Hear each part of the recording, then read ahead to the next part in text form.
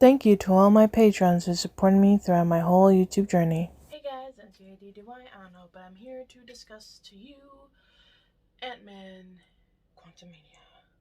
Now, I'm gonna warn you, there is gonna be spoilers throughout this entire video. I am not gonna do a spoiler review and a non-spoiler review because that takes too much work. I'm just gonna say what I think, and I've been thinking about it a lot, and I've been talking a little bit with my Instagram friend, and he kind of agrees with me on some points, and we disagree on some points, which is fine. We have our own opinions. But this is your last chance. If you do not want to be spoiled, there's a door. Ready? 3, 2, 1, go. Okay, so can we talk about M.A.D.D.Y real quick? Like, why is he designed like that, and why is it Darren? Out of all people, it's Darren? Because I thought it would be. Remember in the first Hulk movie in the MCU with Edward Norton, there was that blue guy, Mr. Blue or whatever, that was helping Bruce, right? And that the last time we see him, his head was like throbbing and like kind of getting a little bit big. I thought he was gonna be M.A.D.D.Y, but no, it's Darren, which makes sense, I guess, because he was, shrunken down to an atom to the quantum realm, but like he should have died and he should have stayed dead because the CGI on that was it was unnerving and disgusting, especially when he was dying. It was like, oh, okay, can you die quicker? Maybe? No? Alright, that's fine. That's fine. Also, like, why is he like the least threatening villain of all? Like, isn't it like in the comics he's like super smart? Like in the Avengers game, isn't he like the most smartest man alive, or is like trying to be, and like takes over the world with like his telekinesis and like his wits and everything? But like no, it's like in this one he just floats on a chair with his like little saw blades and cannons and just try to cut everything and blast everyone out of smithereens. That's not really a good supervillain thing to do. Or with like, I expected more from M.A.D.D.Y, and then like, sorry, like I just expected more from him, as a villain, and then as a legit, what's it called? Like, like like a villain and a hero, because he was trying to be not a dick in the movie at the latter of the end, because like just his story arc was like, okay, he's here because I know you just want to drop the M.A.D.D.Y thing in front of us nerds, but like he's here because not no reason, just following Kang's order. Okay, and he's still a dick. Cool. Oh, he doesn't want to be a dick anymore? Cool. Then what's his character arc? Like, how does he help at all? You know? I don't know. I think that was like a waste of opportunity. So that's one point deducted. Um, Also with Kang, I was like nervous and excited to see him because they were like doing the pronoun game, like he, him. They're working with him. Like he's coming. Like who? The Conqueror. Oh my God, the Conqueror! Finally, they said it. They said his fucking name, and like, and then Bill Murray showed up. Why? I don't know, to sell people out. I don't know. And then we eat weird gook out of this weird cool, cute-ish looking alien, and then like in order to understand everybody, which is weird, um, and then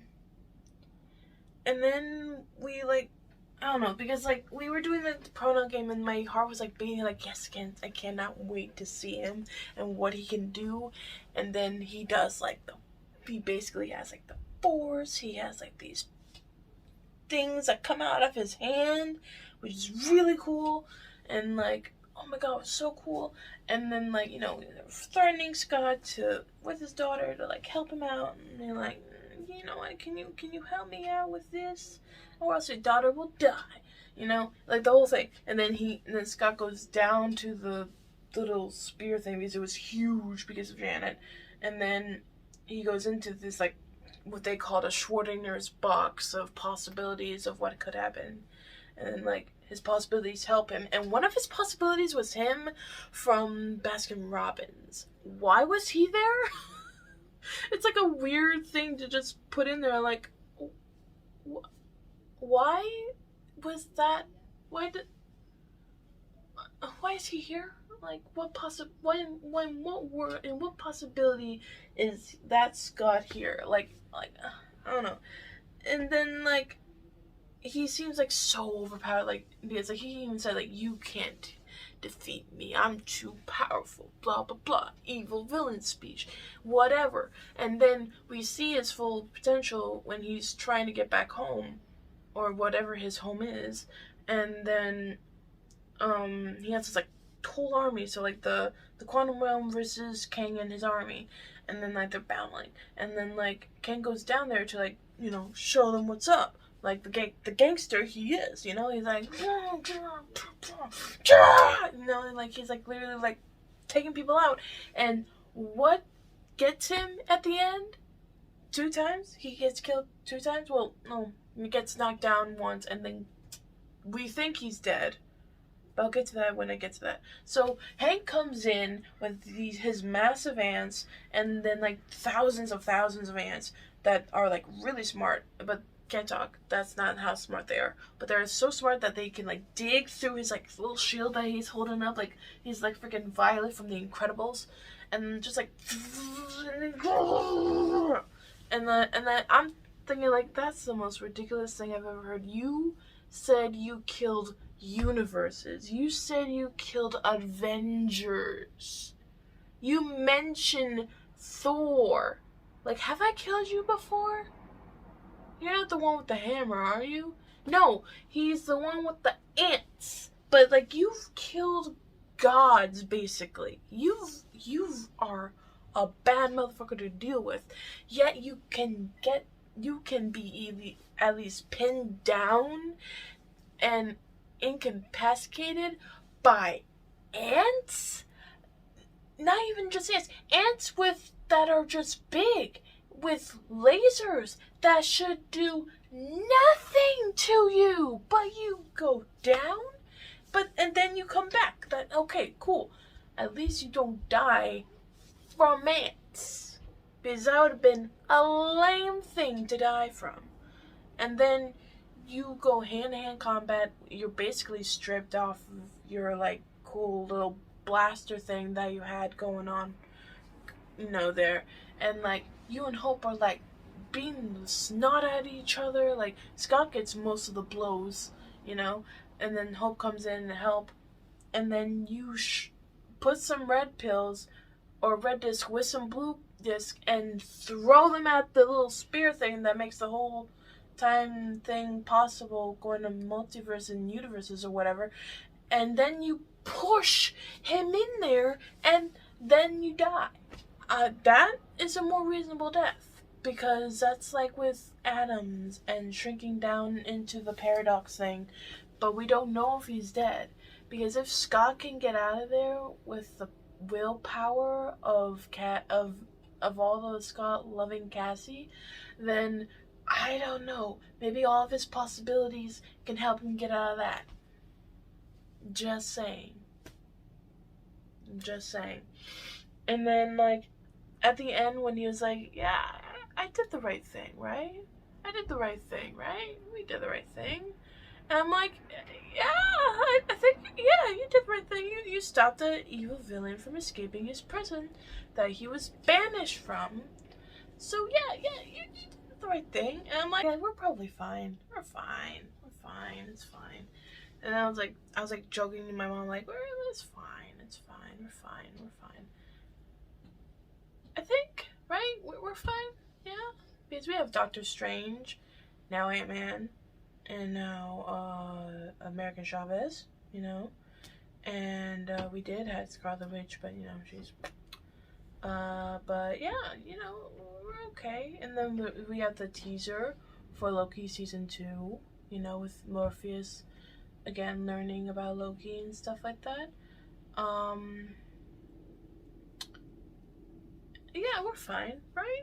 We're fine. We're fine. We're fine.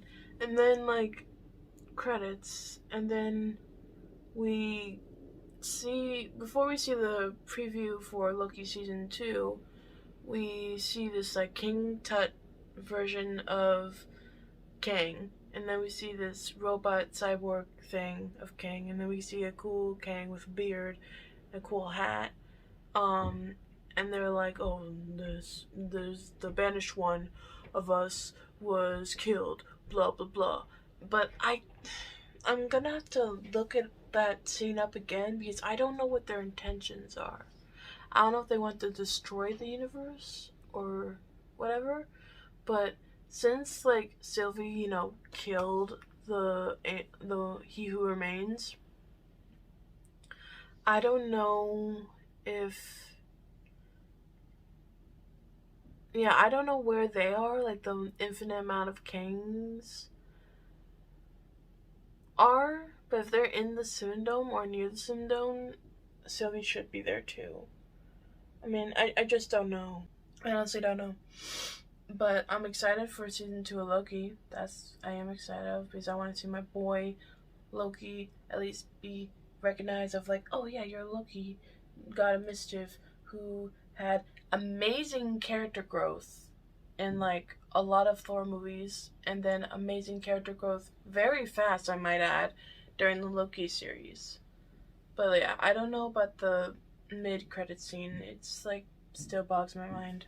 Thing, I didn't record my audience reaction to it for two things. Well, three reasons. One reason was after the fact. One, my battery was dying. Two, I didn't have enough storage because I was still editing the Green Book um, uh, reaction, which is now finally up on YouTube. Full length is on Patreon, but also after the fact, there wasn't a lot of people there, and there weren't all like Marvel fans like me.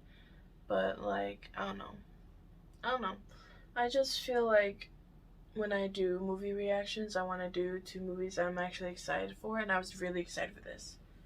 So here's my review of like my scoring. My scoring will be here.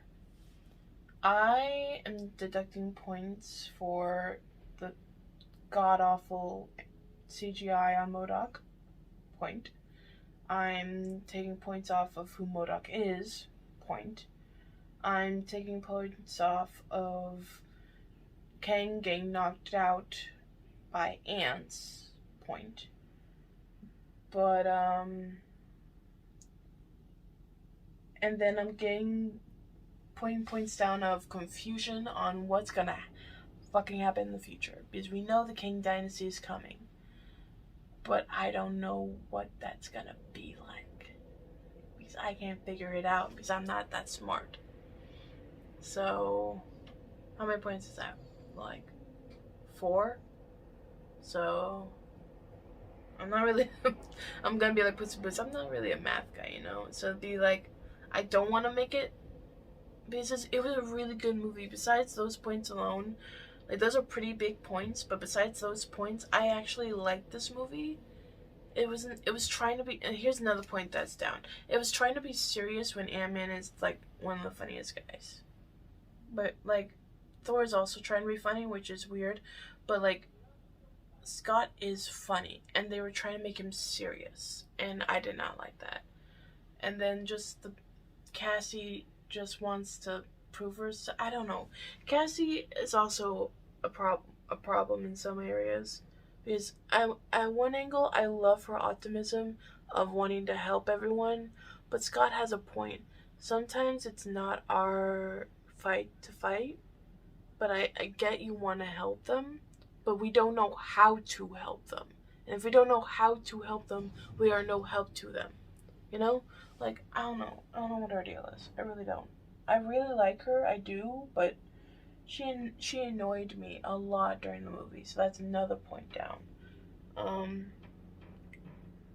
I don't want to give them.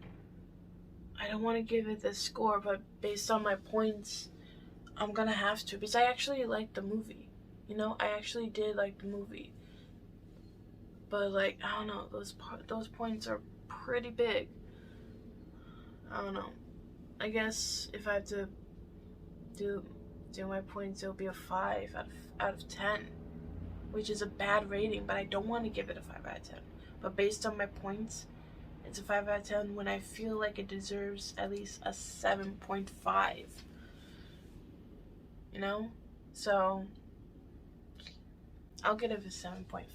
That's my rating for Ant-Man Quantumania. Again, see it on your own. Let me know what you guys thought and what you guys thought of the King's home meeting thing. And yeah, just let me know what you think. But I'll see you guys later. This is M.A.D.D.Y. I don't know, but I'll see you guys later. Peace.